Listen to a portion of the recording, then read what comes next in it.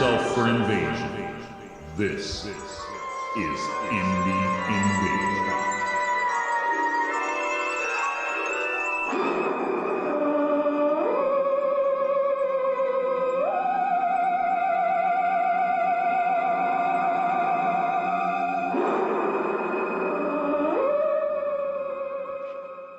Ooh, appropriately spooky Halloween music. I was wondering if you were going to catch that. Ooh. And then I was also wondering, I'm like, okay, he started the music. Is he going to remember to press go live? I know, 2 weeks, man. I feel like I don't know what Rusty. I'm doing. I know, I'm all rusty over here. So, well, hello, invaders. It's good to be back after missing a couple weeks for me. Big thanks to Todd for filling in last week, talking about some Zinvaded, which was cool. What we had a good chat. Actually, we've had a really good chat just before we came live. We got 2 more topics just came out of it. Yeah, we really did. That's kind of fun. Like, we had to look at the clock. It's like, oh man, we better stop. Yeah, just chatting going into that. So that was pretty cool. Well, what are you working on, man? It's been like 97 years. So what are you working on? Good morning, Alder. Welcome. Good morning, Alder. Hello, sir. Thank you for the warm welcome back from tomorrow. I've been working on all my terrain on the live streams that I do on Saturdays. I've seen that. I just did, the last one was a 3-parter just because I was trying to squeeze it in. Yeah. And I couldn't get it. I'm like, I'll do it the next week. And it ended up working out pretty good programming wise. But I finished the little Nobody Cabin by Black Site Studios. Yep. A lot of terrain building. Still working on some aliens for Space Station Zero. And I just put up one video, an unboxing, because it's something I've been wanting to do. And I saw that. I saw Mama Luna's. I did film another one, and I finished building the final girls for Don't Look Back, and I finished filming that one, and that one should be going up also either this weekend or Monday again. So I'm ahead of the game on my projects a little bit. Yeah, you are. Look at you. You're a beast. What's up, Tonio? So that might be the hobby project for Saturdays, working on these final girls or the werewolves from Mama Luna's, because those have been sitting for a while built, and I kind of want to get them to the table. But this big old sucker, I only ordered one thing, and this thing weighs like a small child wet. Oh, well, if it's that heavy and it's a small box, it's definitely from Black Site Studios. Yeah. I mean, I can smell the MDF through it. Yep. Finally pulled the trigger on the campground set. I think they have little spray bottles of burnt MDF that they spray on the outside of the box. Yeah. That could be a new cologne. A gamer write that down. Hey, listen, there's some conventions that I'd be happy to hand down. I'd be happy to hand that out for free to some of the guys that come up, right? But yeah, I ordered this Thursday. It was on back order. I figured, I'll get it in about 2 weeks or whatever. A week. It shipped like by Tuesday. I guess back order doesn't mean the same thing since they moved into the big warehouse. They got the 3 new machines, so I think they have a total of 6 now.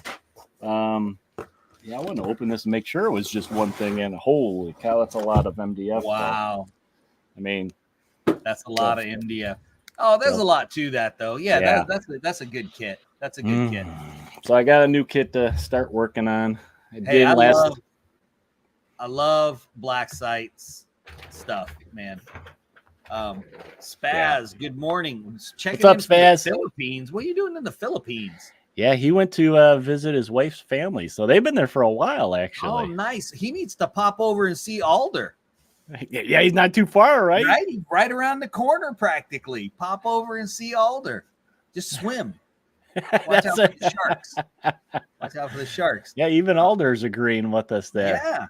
So I haven't been working on too much the past couple weeks. Matter of fact, we were talking about hobby drought before, and we're going to talk about that in a couple weeks. But I've been working on a toy.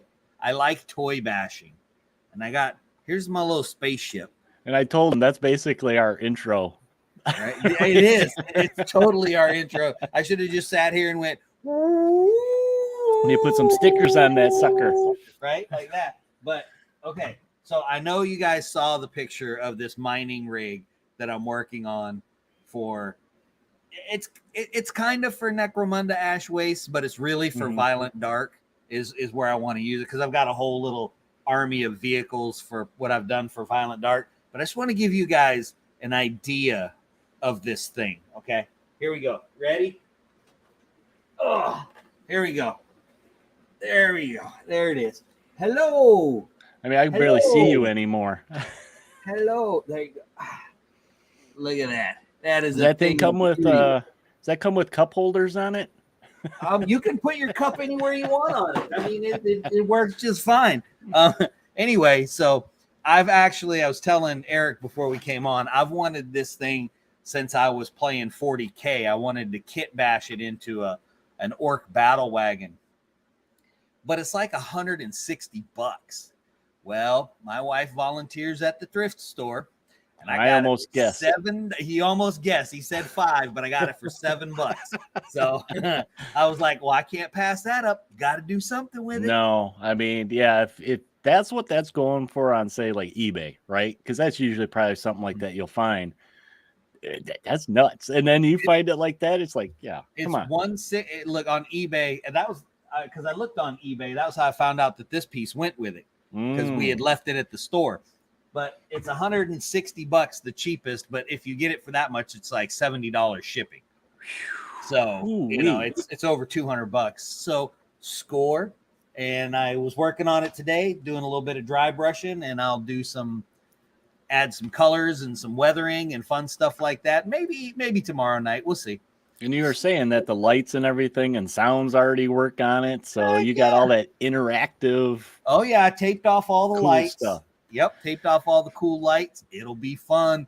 It'll be time for another episode of Violent Dark, I think.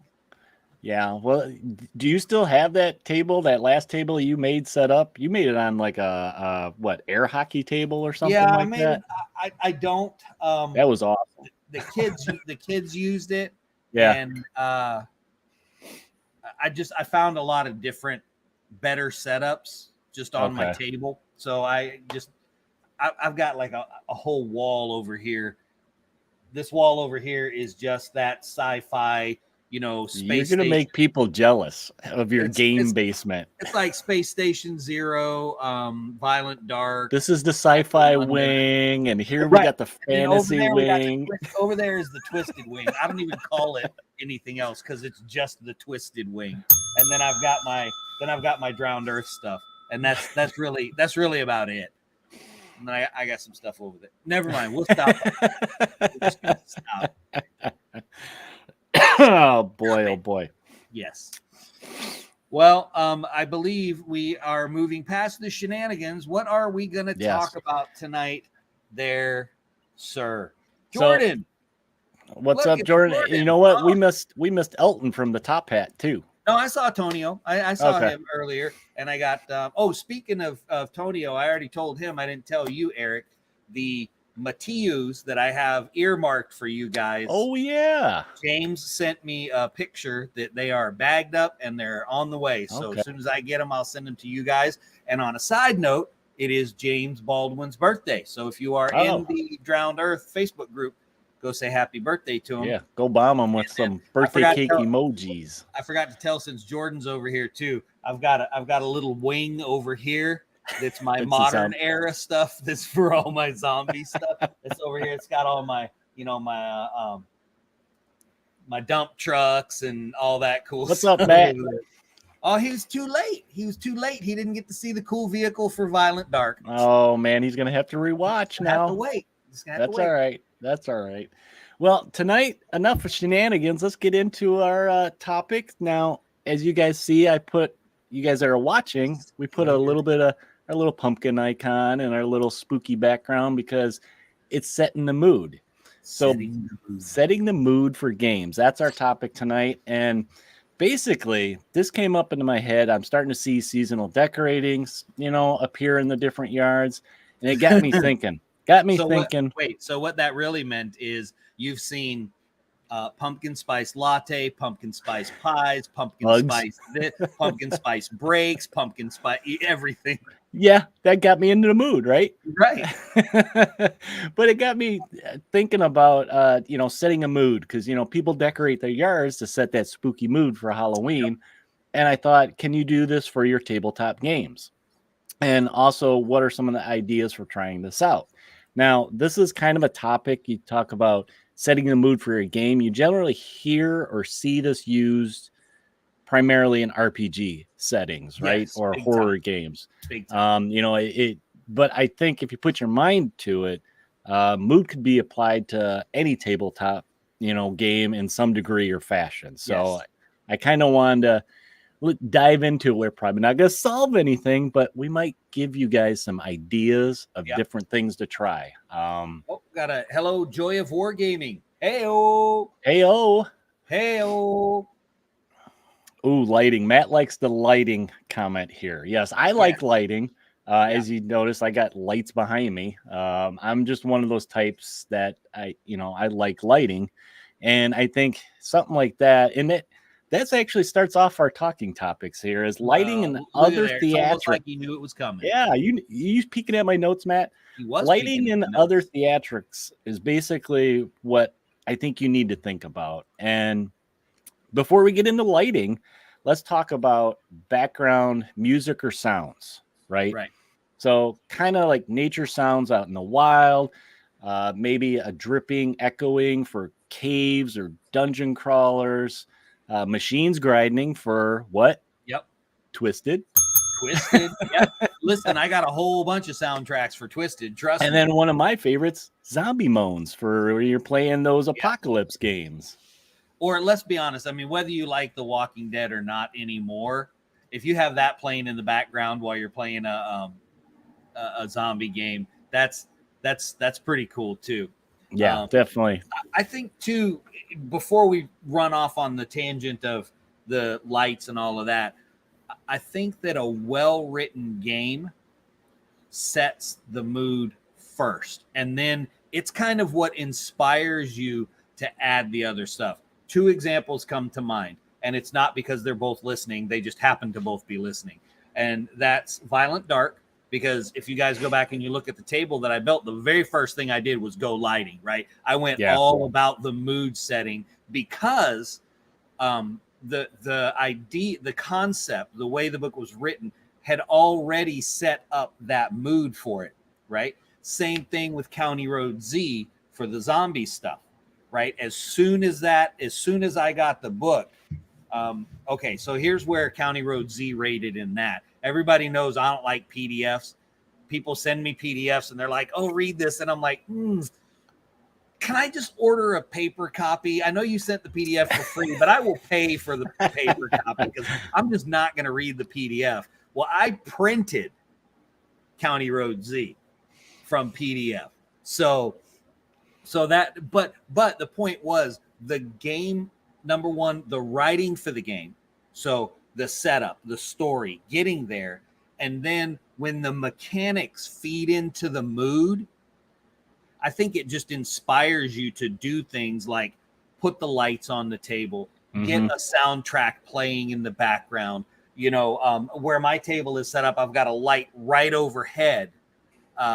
And so I can turn off the other lights if I'm playing a dark game. Yeah, themed beverages, sure. I don't think I would want to have a themed beverage if I was playing Necromunda, though. Yeah, because that's it's like a Soylent Green kind of thing. You wouldn't want to do themed for that one. But yeah, all of that stuff. Sorry, I'm going to derail on this. I've been gone for 2 weeks. Sorry, guys. But Eric and I, from way back, one game that really screamed for the theatrical presence, the music, the lighting, and everything was White Wolf's World of Darkness. Like everything about that game just screamed for that. So Antonio says Monster Energy drink has the right color. That's true. Monster would probably get the right effect for a Necromunda game too. Everyone twitching and frothing at the mouth a little bit. Yep. And I think a lot of this depends on what environment you're really playing in, right? Whether it's RPG or tabletop war game or a board Sure. game. It's one of those things, let your imagination go wild, right? And I mean, we did talk about lighting, and to continue that, some of the things you do is, like you said, you mentioned you added like accent lights, but I mean, you can go as far as lowering the lighting a little bit, use candles for a spooky game in your background, colored lights, red, blue, purple, something that's great for, in this case, like what you were talking about, sci-fi. But just don't try to play in the dark, right? Yeah, be careful with those candles and all that Black Site Studios terrain. Yeah, and that's why they have the great invention of tea lights now, battery opted, and they even flicker. So oh yeah, I remember using the red ones extensively in Wild West Exodus for the RJ 1027. That was the way to go. Yep, that's right. Tyler was the one who connected us with those. That's reaching way back. So I didn't see this, though. Look, it says Matt has been sick. Well, I'm sorry you've been sick. I hope you're feeling better, my friend. Yeah, I mean, I've seen him just as active as ever on the Discord on their end. So, there's a good, that's a really good suggestion. Machine. Yes. I don't think I put that in the notes. And those, like this time of the year, is great for this kind of stuff. You go to the Halloween store, you can find those little tiny fog machines that you just put in a bowl of water, and there's been a couple of Kickstarters where they've made terrain pieces that are a fog machine. Yep. I've seen a couple of them. They're like they're essentially a dice tower. Was it Dwarven Forge? I think Dwarven Forge does a lot of that type of stuff. I know there were a couple of Alder. My dice rolls are better in the dark. Mine too. I always seem to do better when I roll my dice. It's a 10. Yes, it's a 10. Yeah, definitely a 10. Well, I've got too many videos up of me playing games and showing my dice rolls for anyone to believe that. So I thought another thing to kind of set the mood a little bit is like small props. So when I say small props, they could be like your little plastic spiders, masquerade masks that you can, hang around the room or something like that. Maybe other small critters like rubber snakes or whatever that you can put around the game table, kind of out of your way, but help set that mood. Maybe you're playing like a jungle adventure game, kind of gear it towards, temples of doom, maybe, and that kind of stuff. So I think too. So something that I'll do sometimes when I particularly, hey, Matt rolls the same dice I do. How about that? One of the things that I'll do, I mostly do this with Twisted, but I will do this with a couple of other games. But for setting the mood, you said props, and this won't really sound like props, but it is. I typically play on a 2x2 to a 3x3 table just for space. You can get the game in quicker. Everything. You cut out that first turn of doing nothing. But I've got an 8-foot long table, and I will set the entire table up as a Twisted City, and I'll play in one little section of it just to set the mood. And while it's not like a prop per se, the whole rest of the table is a prop. You're like world building. Yeah, I've set the mood and set the whole table, and when the person comes to play me, it's like, we can go back and forth on the table. It's like, where do you want to play? How do you want this story to play out?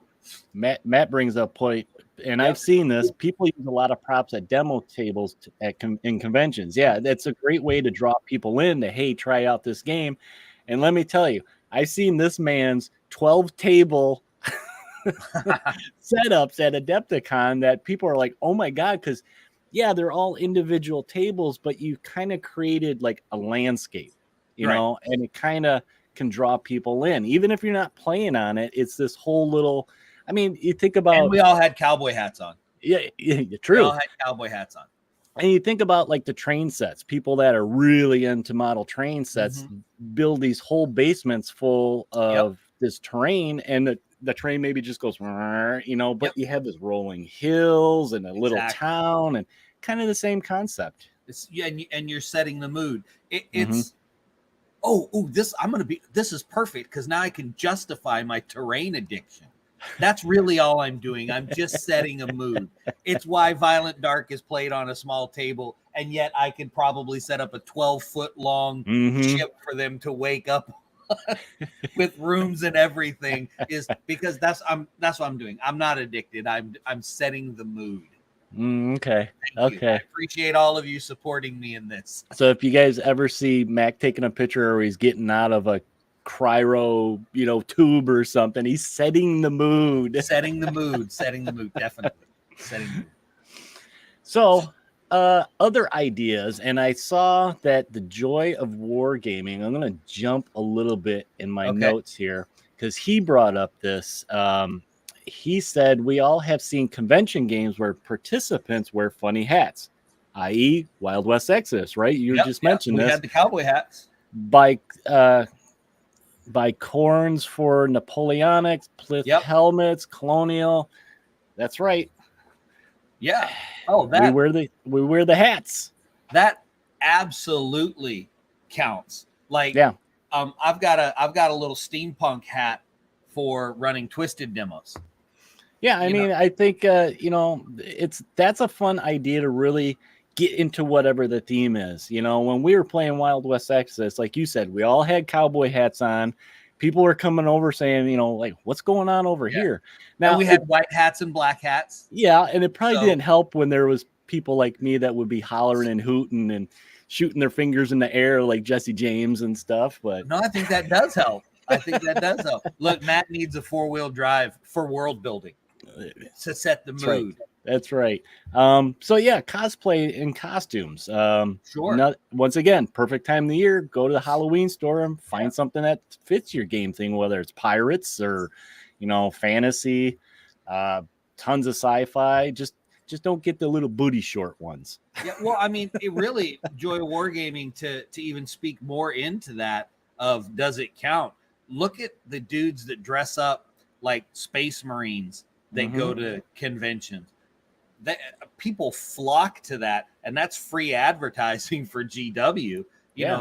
Sure, absolutely gets you into the character, right? Yeah. I mean, I think it just adds so much to it.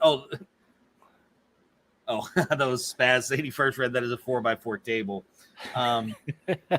Okay, here's a good one too. Artwork and color palette used in games is a major draw. Artwork, Rain in Hell or Space Station Zero is a great example. Art design in both games truly sells. Now, I totally agree with that. And I think that those two games in particular are a really interesting contrast in that, because the Rain in Hell is that stark black and white throughout. And then like you said, the color palette of Space Station Zero is almost comical. You know what I mean? It's very comic booky, but it's a real draw. I really like it. That was a really good point. What's Matt say there? Says, when I write a new rules set, I usually build a table to help get me in the mood and help me think about what I want players to be able to do in the game. Well, you live too far away, because I love to build tables and you like to write rules. Oh man, he'd be building you tables all day, Matt. Man, you would need a new house. I'd be building you so many tables. You would say something like, hey, I had this idea for a game, and it would be the smallest, tiniest idea. And I'd be like, oh, that's so exciting. Let me build 6 tables for you. Now, I know this idea came up a little bit in the chat. Some of you guys suggested food and drinks. I think that's a good idea. Pick snacks before or post game that can add to the feeling of the world.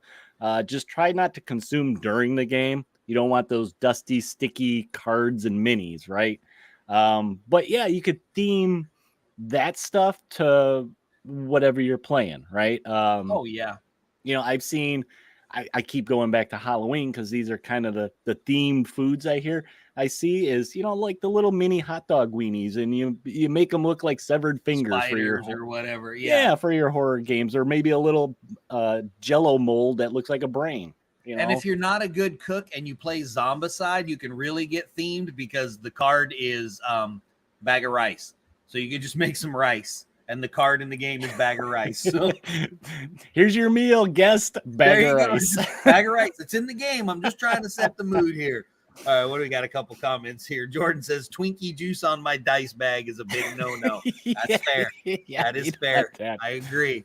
Edward said very cyberpunk neon draws attention. First saw the new rule set, instantly start thinking about terrain to use to build up the theme of the table I'm playing on. Yeah, and I think too, in particular with Space Station Zero, and I think we're going to talk about it a little bit farther down the road a little bit, is I really liked the concept of the derelict giant space station. Mm-hmm. We had mentioned the night that I purchased the PDF, we had mentioned that it was almost like a Space Hulk without the grimdark. You know, Yeah. it was just a horror-ish sci-fi minus the whole 40K universe. Kind of like a 70s sci-fi almost. Yeah, you know, like an Aliens or I was thinking like Logan's Run, actually. okay. Let's back it up a little more. A little bit cheesy. Logan's Run, or Running Man, or something like that. Yeah, but in a Space Hulk, yeah, kind of thing. Yeah. So I see that. So there was definitely a very cool concept, very cool theme. I'm always a big fan of something that's a little bit different. It was the things that piqued my interest about County Road Z was the different zombie mechanic that I really liked. Mm-hmm. And then in Violent Dark, the complete just paradigm shift that you had to have on your crew, because it's not like, oh, here's my crew, it's the same crew I'm going to play through the next 14 games in the campaign. No, they're pretty much all going to die. Yeah, as soon as they wake up, that's right. You're gonna die. One person probably lived. Good for you. One person. Go to the next game. Got to wake up some more people to die. If you don't know what I'm talking about, go check out the rule book for Violent Dark. I don't know if there's a short PDF quick start rules out there or not. I don't know. But if there's not, you can bother Matt about that. Maybe he should have a quick start PDF rules. Come on, Matt. So do we got is there any other ideas that we can think of that kind of, we touched on a lot of the basic stuff, I think, with this topic.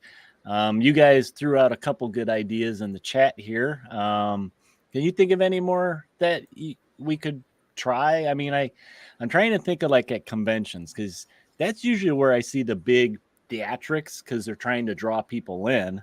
Other than like cosplay and I mean, I think at conventions you really have the opportunity to do the cosplay kind of thing. I think if your buddies show up over at your house and you're dressed in an 8-foot tall Space Marine costume, they're gonna be like, what are we playing today? I'm not sure what's going on. We are playing a game, right? Yeah, a board game. I mean, this is real. That doesn't look like a real gun, but is it? I don't know. I think when you're like, if you play at home is where you can really set the mood, because it's hard at a store. You can't go over and be like, hey, can you turn the lights down? I'm getting ready to play a zombie game. But if you're at home, it's a lot easier to set that mood. Yeah, but at the stores, I think you can focus on like what you were saying with the table setup. You can make a very elaborate table. I think both of us, you got it, and I think that's why I got it, was the pirate ships, the build-a-blocks, or not build-a-blocks. Oh yeah, the Mega Blocks.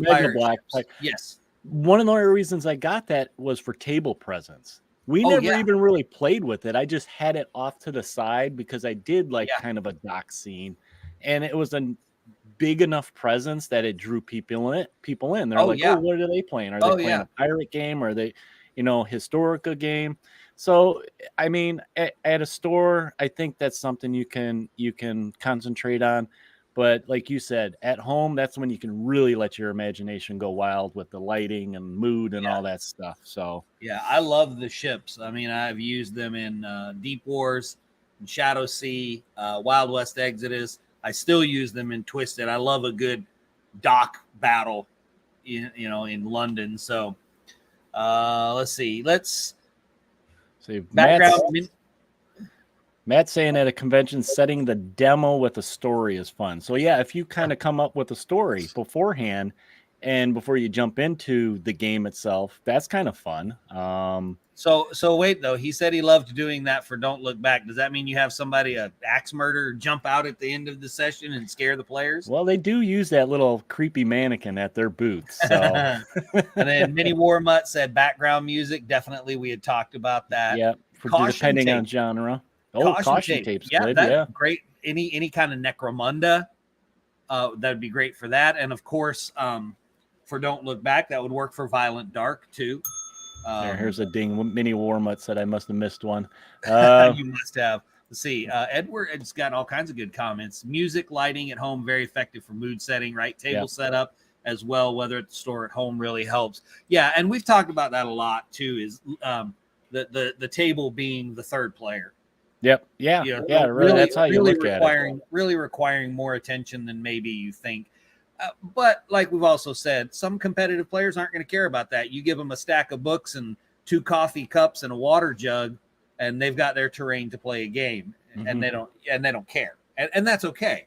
They're just playing for the dice chucking and the tactics. They're not playing for the immersion part of it. Yep, exactly. But I don't think, in all fairness, to the way that folks like that play, they probably don't listen to us anyway, because all we ever talk about is the theme and the immersion. So it's just a different set of the way that you view the game. It's not wrong. It's just different. Well, to wrap it up, I posted, why would you do this? I think it would add to the overall experience the players and the game have. And I kind of want to know what the rest of the invaders think. So if you guys have more ideas or comments on this, head over either in our comments section, whether you're watching this on Facebook, YouTube, Twitch, and even go into the Discord. You know, we have an episode chat topic channel in there. Put some comments in there, because I'd be curious to see what other ideas you guys come up with. And yeah, I just think this is something that cool to think about, that you can just add not only for yourself, but to your guest if you're coming to your house to play, and you know, to a certain level at stores too. So yeah, and I think the table's the way that you do it at the store. Yeah. And I mean, that also depends on what kind of terrain your store has. Do you take your terrain? How many people are there? So there's a lot of factors in there. You obviously don't want to set up an 8-foot table of terrain at your store when it's packed and take all of the terrain so that you can play on a 2x2 area. That's not very cool. Yeah, that's something that would be great at conventions. Yes. We've seen all the big tables at the conventions, whether it's what was that one game at Adepticon the one year where they had a ton of tables set up and it was just like the sea, and they had the pirates and they had the Krakens on it. Do you remember that table at Adepticon? I remember that one. It was some pirate game they were playing, and they're all dressed up like pirates and stuff. Arr. Arr. Arr. All right. Well, I'm going to make you take us out because I've been gone for a long time. I'm not sure if I remember how to do it because I've been gone so long. And we did miss Todd tonight. So he's probably playing Zinvaded at the store. He's out at a restaurant somewhere playing Zinvaded, fighting over a shaker of salt. All right, guys. Well, that's all we have for you tonight. Thanks for joining us this Thursday night, and you can join us next Thursday night live in the studio audience if you want. But we have a studio audience. Yeah. These guys are all in our studio audience that are watching us right now. But if you're new to the show or just want some more content, you can find our audio content on all podcast platforms for your listening pleasure. And for video, check us out on YouTube channel, and for things like unboxings, impressions, and other great indie game content. And make sure you visit us on all the social platforms like Facebook, Instagram, Discord. And we really like pushing Discord. A lot of you guys jump in there and share your projects. So all these links you guys can find in the show notes. And go ahead and check us out there. And if you want to support us, visit us on Patreon. We appreciate if you guys would support us on there. and our favorite Redbubble if you want some merch. If you need a coffee mug, a hat, a t-shirt, or many other things. I think I mentioned last week that I was going to buy you a comforter, and Alyssa was probably going to cream me or something. Hey, man, if you want to shell out the money that thing costs, she'll be all right with it. Don't worry about all it. Right with it. But yeah, check out Redbubble for all Indie Invasion merch. And guys, just like that, fastest 30 minutes in gaming. We're all set for this week. And until next week, we will catch you guys all later, and prepare yourself for the invasion.